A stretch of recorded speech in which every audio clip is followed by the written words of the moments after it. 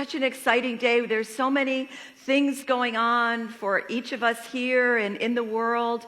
And I saw this morning that today is 02/02/2020. And so numerologists say that this is an immensely powerful day, and it can be a great opportunity for us to actualize our dreams into reality.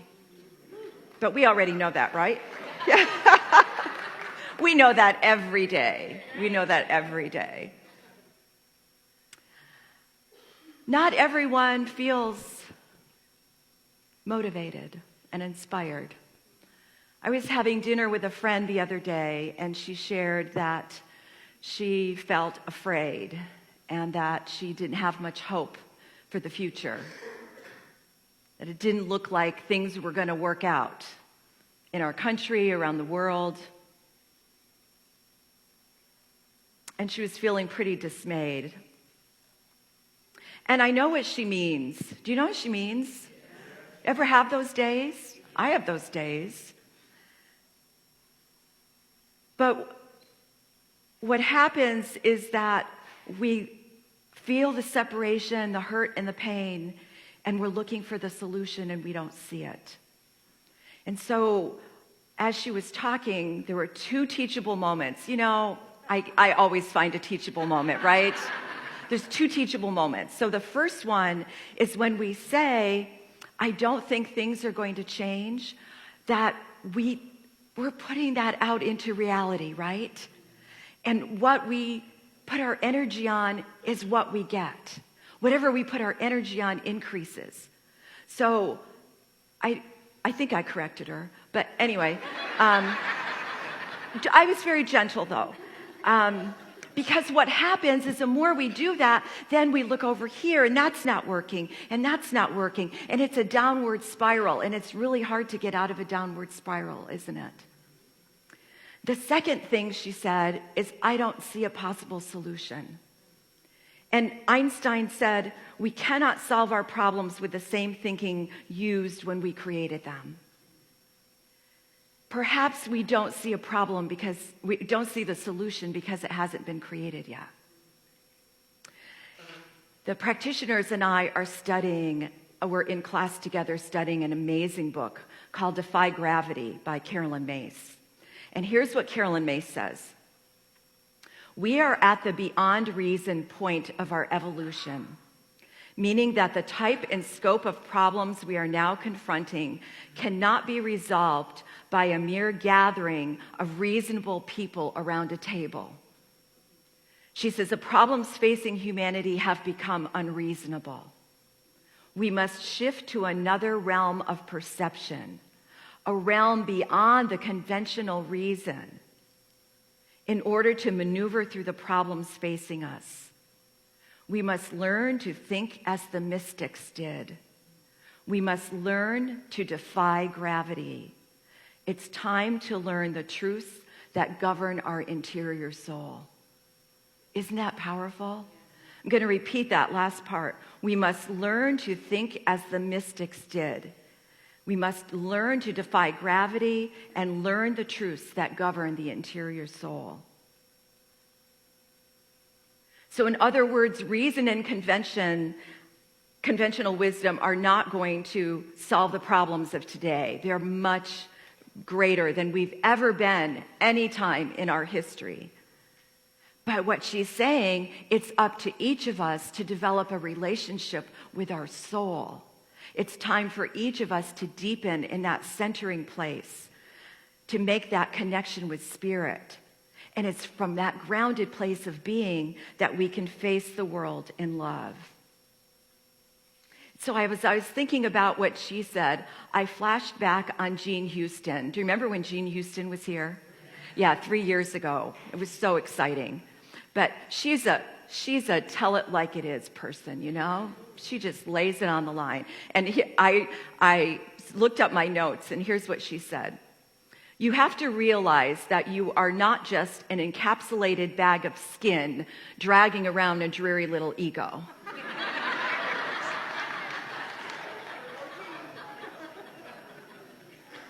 Rather, you are a being for which the powers of nature and of spirit are brimming and brewing beneath the surface crust of consciousness, having you go out into the world and profoundly make a difference. If you are willing to do it, the universe says, hot dog, we've got a live one here. Let's put them into a higher office of a higher humanity. She says, we don't live in the universe lives in us, right? Amen. This is the time to elect yourself to a new state of embodiment. Understand yourself, and then you can step out and make a difference in a larger way. So what these two mystics are saying, they're telling us the same thing. The answers aren't out there anymore. The answers are in here. And it's that connection we make with spirit, with the soul, with the power within that's going to make the difference, because that's going to lift us up. That's going to stir us and give us that energy to go out in the world, give us that inspiration to go out in the world. What's going to make a difference is when we align ourselves with love, right? Yes. Love is all there is. And so we know that. We know that we begin every day, every prayer with understanding that we are connected with the one power, the one presence, the eternal, infinite source that is all giving, all loving. This is love. This is love moving in and through and as us.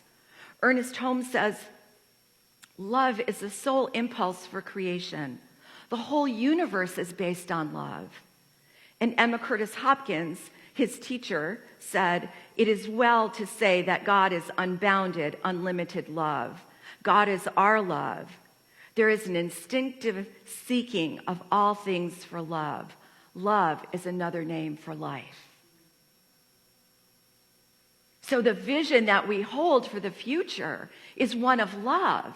That's what we hang on to. No matter what, we see this vision of love. And then allow that to be revealed.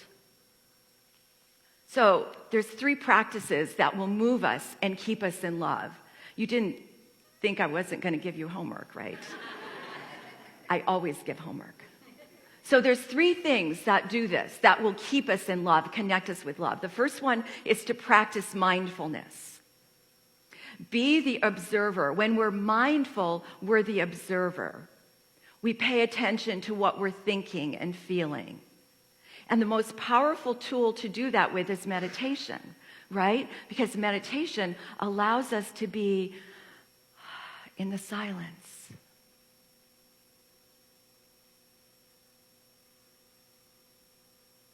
And when we're in that silence, it allows our thinking and those thoughts to stop. Or we notice them and we don't give them any energy is actually the greater truth. We don't give them energy. And so practicing that on a regular basis helps us get more grounded, helps us feel that. Every Wednesday, we offer here an opportunity to practice spiritual practice. And this month, as Reverend Barb said, in February, we're doing a Taizé service. Taizé is a town in France where this came about. And it's a service of contemplation and silence and meditation. And so what happens is there's a reading, a time for contemplation, and then we go into the silence. And that's our practice. And it's beautiful to do that in spiritual community. And we are so blessed to have the music of Michael Mandrell. If you have not heard him before, he is amazing. So that's what our evening is about. That's all it is. It's an evening of just being in spiritual practice.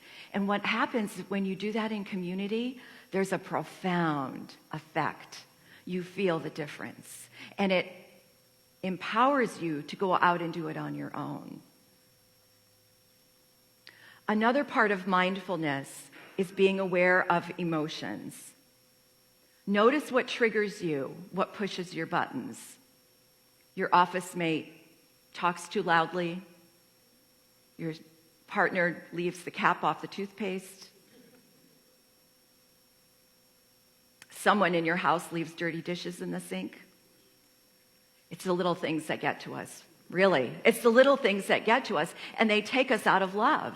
It's so easy. Can you think of a time recently when you've been taken out of love? It's very simple. It's very easy to just like that, you're out of love. Being aware of this is called emotional intelligence. And the more emotional intelligence we have, the more empowered we are. The other part of mindfulness is to learn not to react, but to observe. Be the observer. When there's a situation comes up, pause. Take a breath. Resist self-criticism and judgment. The more we do that for ourselves, the more we resist the urge to do that for others, right? Be kind to yourself. So when we're looking at the world, rather than reacting to it, I love this lesson from the Course in Miracles. I could see peace instead of this. I could see peace instead of this. So the second practice is to practice surrender. It's really hard to stay centered in love when we're hanging on, right? And we hold on to unhealthy relationships, unrewarding jobs, outdated ideas, bad habits. We want something new, but there's like no room for it to come in here. Especially if someone wants change. Anyone experienced that before? Because someone wants change and then we say things like this, but we've always done it this way. Actually, we've been doing it this way for 25 years. It's too much trouble to change. I need to understand this change. Here's what Carolyn Myss says.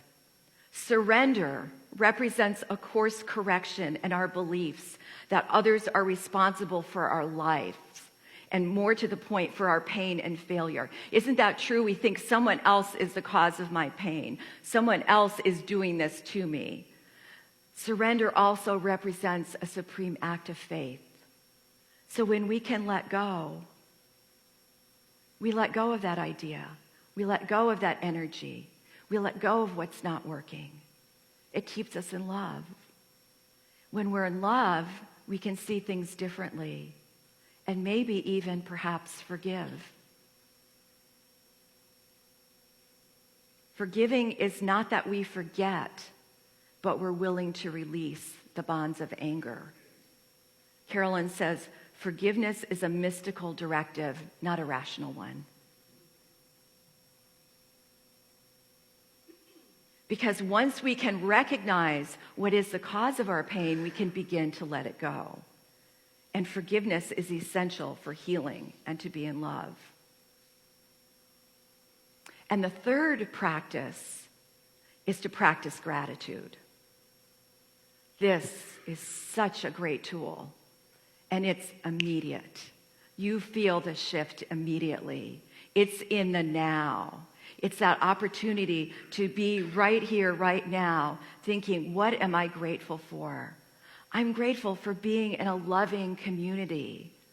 I'm grateful for all the love in the room, that we have this beautiful building, that we have a connection with each other, that when we put ourselves in gratitude, remember when we're thinking negative, it's a spiral down. Well, gratitude is a spiral up. Gratitude will take us from wherever we are and bring us up higher and higher to a higher vibration. Because the whole purpose in all of this is to stay in love and to develop that relationship in love. And so let's look at the three together. These are the practices for connecting in love. As I develop mindfulness, I'm aware of my thoughts and feelings. Then I'm able to release and let go of my fear, my need to be right. I surrender into the moment. I'm willing to forgive. Then I can move into gratitude for the wisdom, the grace, the peace, the freedom that I have. and that opens me to love. When I make decisions from love, I'm in a place of being centered, empowered, inspired. I'm in that place of pure, loving energy. When I am in love, I have compassion. I have empathy for others. I respect myself and can respect others. I trust the universe. So will you hold this vision with me that there is no longer a need for a season for nonviolence? That we live with compassion, love, and empathy every day, and we don't have to be reminded during a certain time of the year? That that's ultimately what we want. Maya Angelou says, love recognizes, Shelley read this earlier, love recognizes no barriers.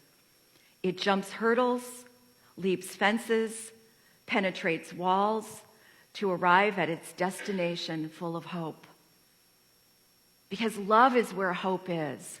And when we can be in that presence of love, that's where we can look in the world and say, I'm not looking at the appearances today. They're not going to get me down. I know that there is a power for good. I may not see it. I may not feel it in this moment, but I know that it's there. And I know it's being revealed in extraordinary ways. And here's what Ernest Holmes says about that. The mind must reach a place where it no longer remembers the past with anxiety or looks to the future with uncertainty. It focuses instead of divine goodness, loving kindness, and givingness of God. That's where we want to get to. And we can get to that place with love so that the mind is not stressing over the past or the future, but being in the present, being in the now, in that place of love. Love has the potential to change the world. But we can't do it alone. It takes all of us being together in that presence of love. It makes all of us being connected in that energy where love will lift us up, will illuminate the darkness, and will transform all the wrongs. Can you join me in doing that? Let's go out and let's be that presence of love. Let's allow the good that is love to shine everywhere. Thank you.